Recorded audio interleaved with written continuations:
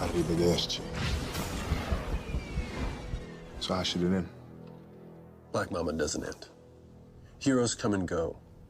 But legends are forever.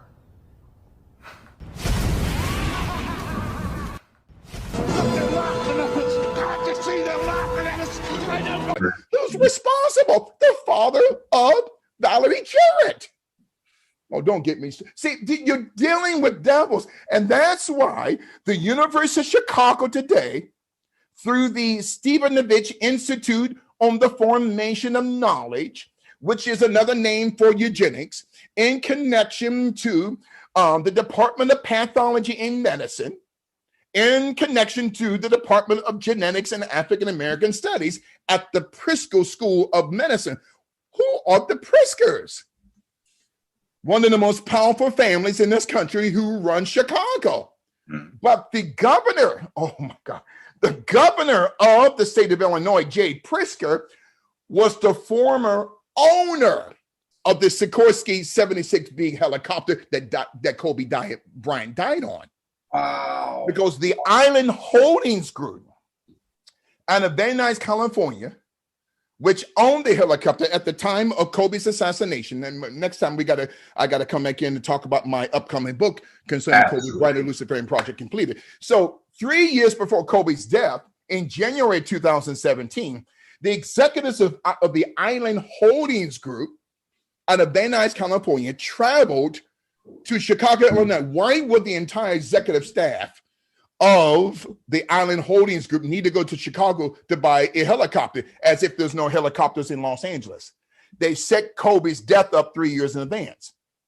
Well, the Mormon Group that's owned by the Pritzker family, in which the CEO of the Mormon Group is Jay Pritzker, the governor of the state of Illinois, he owned the Sikorsky 76B helicopter and sold it to the Island Holdings Group in January of 2017 for $515,000, the helicopter that Kobe died on. Who gave Kobe Bryant clearance to fly that day?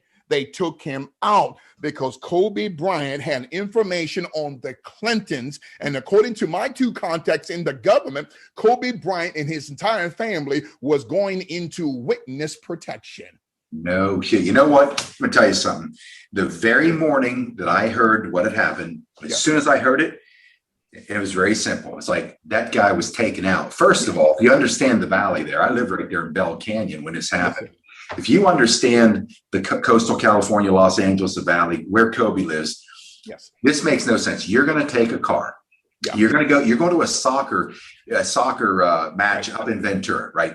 You're taking a car from down Newport Beach. You're coming up the 405. You're going to go into the valley, okay? And you're going to hang a left basically on the 101. And by the time you hit the 101 to get to Ventura, you're probably, depending on traffic, but it is a Saturday.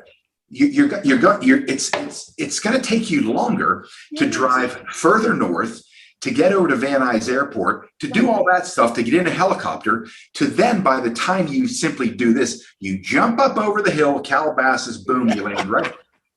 By the time you do all that, that car is already in Ventura, and then it's going to take off, right? And all you have to do is when you take off from Van Nuys, you're literally going northwest. You're bouncing up over the mountain range, bang, down into Camarillo, right in that area. You're there. So they decide they're going to go like to the southwest, right, and crash in the hills of Calabasas. I said, "Oh, that was a hit." You can't explain that on any level. It wasn't even bad weather. You're not even going to divert, to go in the direction they went.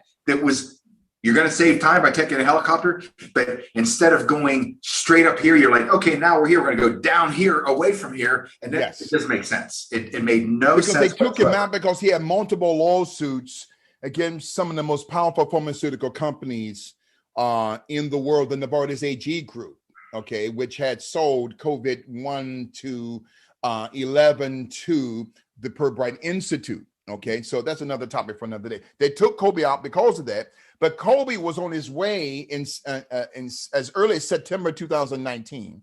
He was invited by the Kingdom of Saudi Arabia through a special invitation by the House of Saud, through Mohammed bin Salman, good friends with Jared Kushner. Okay, now about Mohammed bin Salman, to me, is a patriot, because he strung up all those devils, like Ben Alawi, who was the homosexual lover of Barack Obama, another topic for another day, during his Columbia days.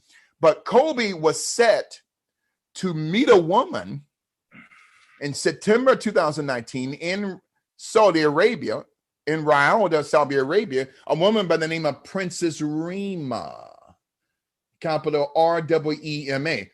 Her father is Prince Bandar bin Sultan, who is close to the Bush family. Prince Bandar bin Sultan, his name is in the 9/11 Commission for providing housing for the 19 hijackers during 9/11. Why is Kobe mixed up with these people? They took Kobe out. And according to the NTSB, the National Transportation Safety Board in DC, that 90% of the helicopter was filled with magnesium. That's a major ingredient to make a bomb. That was a statement. They took him out because they inserted a spy, okay, going back 5 years before his death, okay? They inserted a young man into Kobe's life that I believe that was instrumental in taking Kobe out, okay? Because Kobe Bryant was too much of a threat to the system, and he had knowledge on the Clintons. He was invited by the Aspen Institute in 2014, January, to speak here in New York City at the Clinton Global Initiative. And there was an argument at that conference between Kobe and Hillary about something. They had promised to pay Kobe an X amount of money, but they only gave him half. But Kobe says, I'm going to expose you. And then, Jeffrey Morgan Steibel is a young man that was inserted in the life of Kobe Bryant 5 years ago. Well, 5 years before Kobe's death. Who's Jeffrey Morgan Steibel?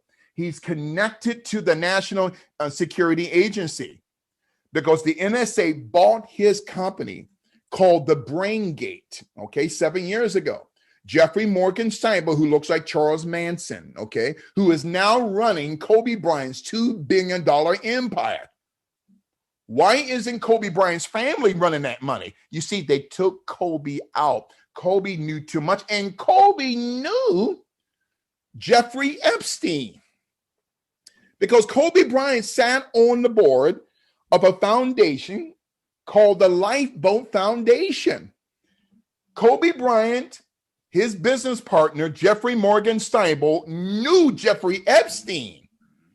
That's why the day following Kobe's assassination, the Lifeboat Foundation took down the photo of Jeffrey Epstein, knowing both Kobe and Jeffrey Morgan Steibel. Kobe knew too much. And that's why they took out Kobe Bryant. And next time when I come on, I want to talk about not just Kobe Bryant, but all these shootings, like in Colorado. That was a black operation, entitled Operation Treadstone. Remember the 2012 movie, The Bourne Legacy,